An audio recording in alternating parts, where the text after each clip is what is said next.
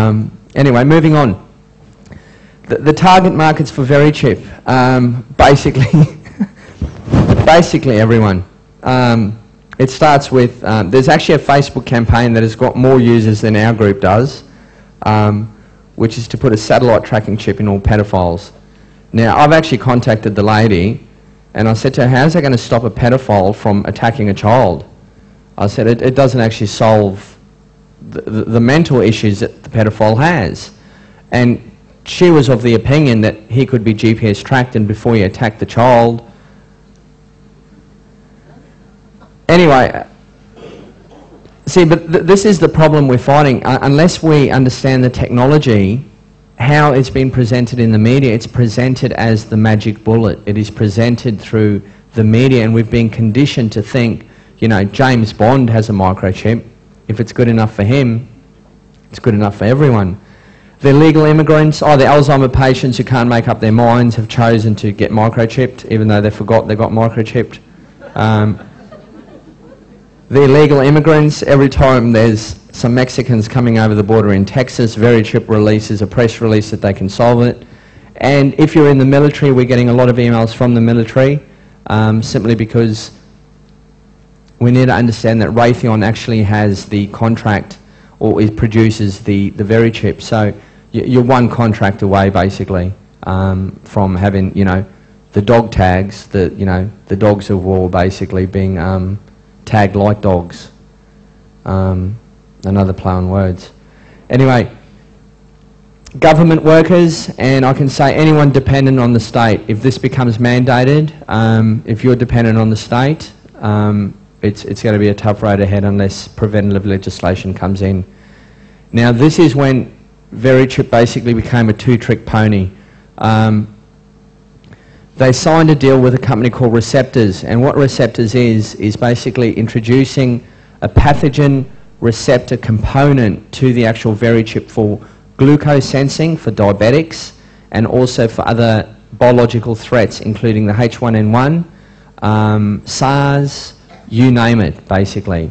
So what would happen is you get the microchip installed into you, or surgically implanted. The diabetic, rather than actually pricking himself 5 to 6 times a day, he just scans himself once and goes, this is just great. Apart from the fact that he might get cancer, but that's another issue. We need to understand on how this company is going to market. It's going into market in so many demographics, and it is funded by IBM, so it's not going away.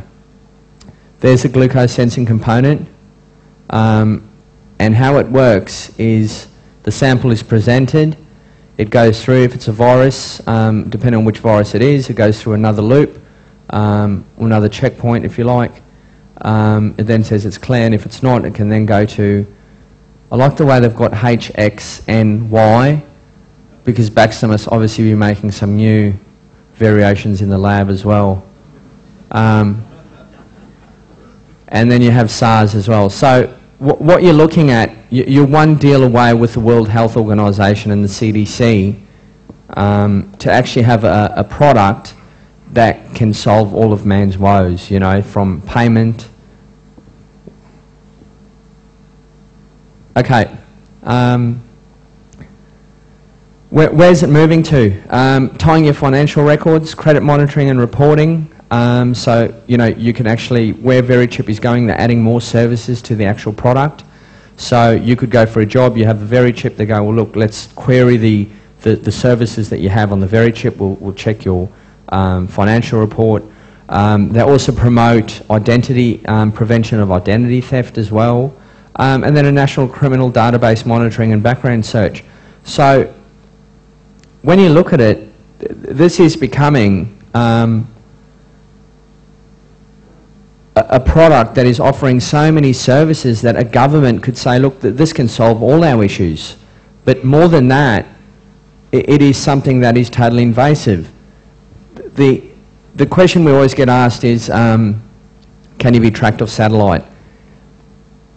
Not right now. The Verichip, basically the antenna in it is too small to actually be read. The they are working on the personal location device, as Scott Silverman mentioned in the beginning. That would have to actually be a much larger chip.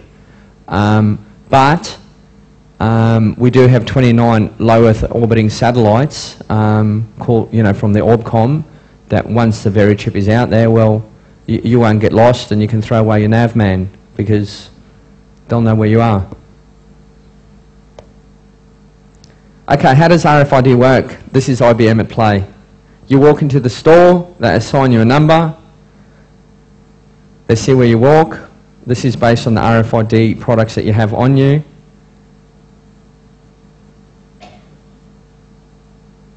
This person was lazy, or what's happening? There he is.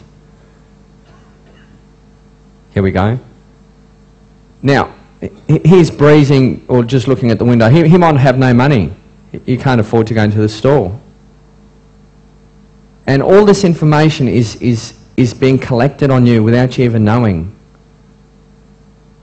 The patents are there. There's the patent 202, 2002, 1065, 758. And what will happen is,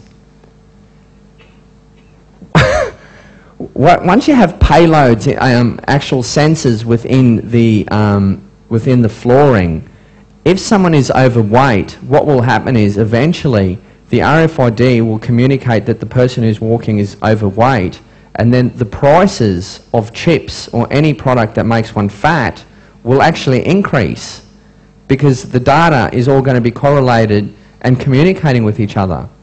So what it is, it's about finding out exactly who you are, monetizing you, and basically reducing you to an income stream.